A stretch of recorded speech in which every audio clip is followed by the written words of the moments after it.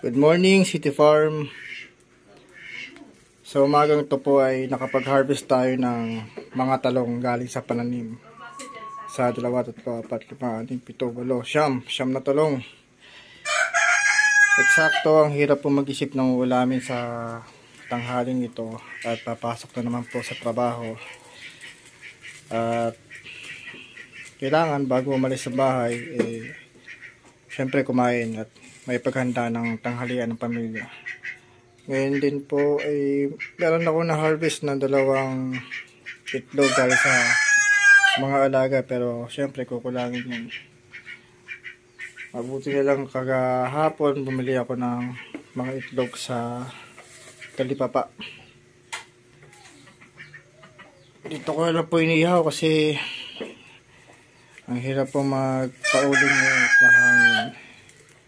Naamoy nyo ba? Sariwang sariwa, ulam para sa tanghali. Talaga namang napakabuti ng Diyos.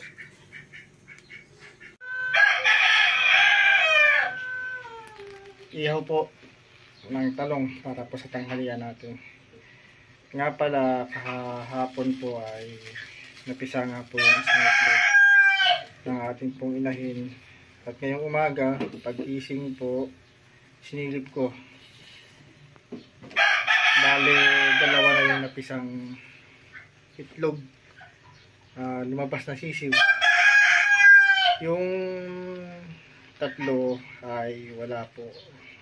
Sa palagay ko po ay bugok na po at hindi na magpapatuloy. Pero ano't ano pa man, ay salamat tayo sa Diyos dahil may panibagong dagdag sa mga alaga natin. Kaya nga naman po kami nag-aalaga ng manok, hindi po para sa pangsabong pero para po sa mga tulad ng pangangailangan.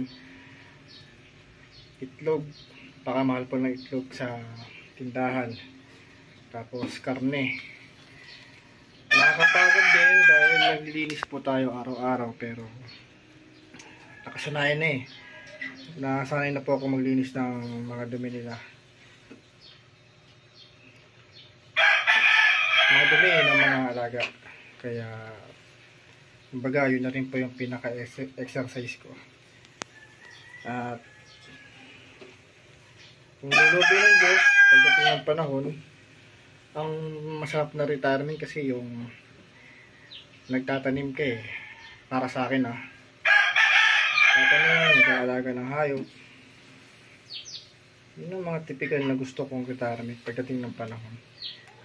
Lubin nawa ng Panginoon na mapangyari yun. Wala namang imposible sa Diyos eh. Basta manalig tayo at manampalataya sa Panginoong Jesus. Okay.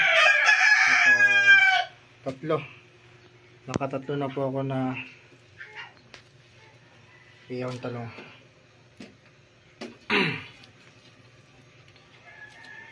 Sarap na ito. Fresh na fresh.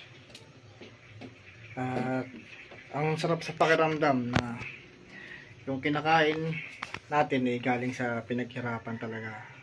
Tulad ng mga pananim. Talagang napakabuti ng Diyos.